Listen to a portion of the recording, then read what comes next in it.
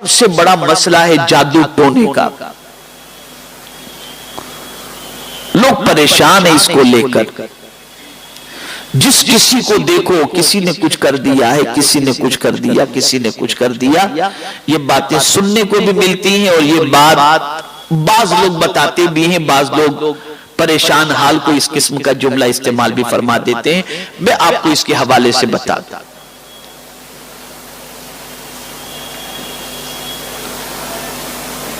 آقا کریم صلی اللہ تعالی علیہ وسلم پر بھی جادو کیا گیا اور اس کا اثر سرکار صلی اللہ علیہ وسلم نے اپنے وجود پر محسوس کیا. تو جادو کے توڑ کے لیے اللہ رب العزت جل جلالہ نے سورہ فلق اور سورہ ناس کو نازل فرمایا.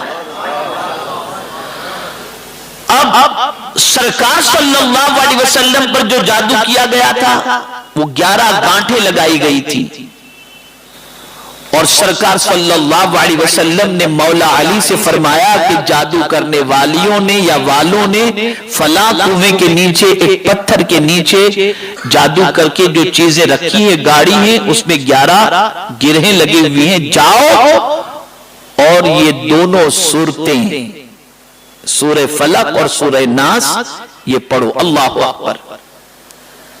تو فرمایا گیا کہ یہ دونوں سورتوں کے اندر 11 آیتیں ہیں. ادھر یہ ایک آیت پڑھی جاتی, ایک گرہ کھل جاتی, دوسری پڑھی جاتی, دوسری کھل جاتی, تیسری پڑھی جاتی, تیسری کھل جاتی. جب 11 آیتیں پڑھی گئی 11 گرہیں کھل گئی اور سرکار صلی اللہ علیہ وسلم نے اپنے آپ کو کافی لائٹ محسوس کیا. تو سورہ فلق اور سورہ ناس یہ دونوں وہ سورتیں ہیں جو جادو کا بہترین علاج ہیں. میرے پیارے آقا صلی اللہ تعالی علیہ وسلم کے پیارے دیوانوں, اس کا طریقہ یہ ہے کہ رات کو جب بستر پر سوئیں تو چت لیٹیں, سورہ اخلاص, سورہ فلق, سورہ ناس یہ تینوں سورتیں پڑھ کر اپنے ہاتھوں پر دم کریں اور جہاں تک آپ کا ہاتھ پہنچ سکتا ہے وہاں تک اپنے ہاتھ کو پہنچائیں. انشاءاللہ العظیم اس طرح کرنے پر جادو کا, اگر کسی نے جادو کیا ہے تو جادو کا اثر ختم ہو جائے گا, اور اگر کوئی جادو کرنے والا ہوگا تو اس کی برکت سے اللہ تعالیٰ جادو کے اثر سے محفوظ رکھے گا.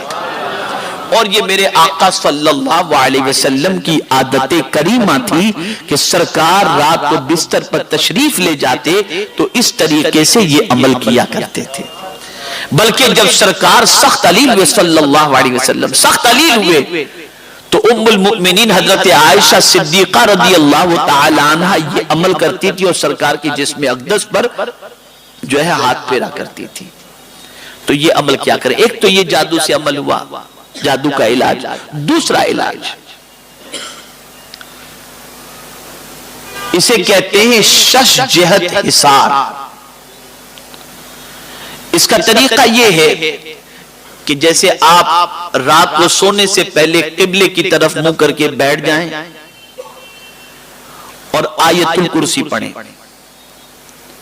اور آیت الکرسی پڑھنے کے بعد سامنے کی طرف, یعنی فرض کر لیجئے کہ اس طرف قبلہ ہے تو آپ پڑھ کر ایسے قبلے کی طرف آپ پھونکیں, پھر ایسے ہی بیٹھے رہیں, پھر دوبارہ یعنی بیٹھے رہیں مطلب پھر دوبارہ آپ دوسری مرتبہ آیت الکرسی پڑھیں اور پڑھ کر کے پھر پیچھے کی طرف جہاں تک آپ کی گردن گھوم سکتی ہو, سینہ قبلے کی طرف ہی ہونا چاہیے. پھر تیسری بار آیت الکرسی پڑھیں, دائیں جانب پھونکیں. پھر چوتھی بار آیت الکرسی پڑھیں, بائیں جانب پھونکیں.